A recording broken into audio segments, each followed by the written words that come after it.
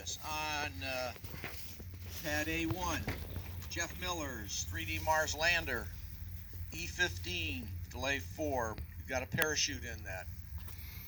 This is the rebuild replacement for the one that was lost.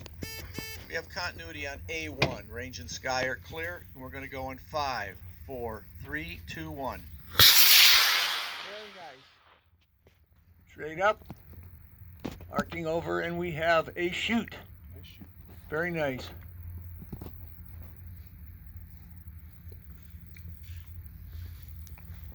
Let that settle for a minute, and then we'll go to the next one.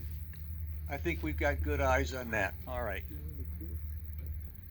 Andrew Steele has a Crossfire with a B6-4 on pad A2. We have continuity. Range and sky are clear. We're going to go in 5, 4, 3, 2, 1. Another nice flight, straight up. Shoot event. And we're all happy. I don't know, Jeff. It's kind A little bit of tangle there, but it shouldn't be a problem. It's gonna pass Jeff's, maybe.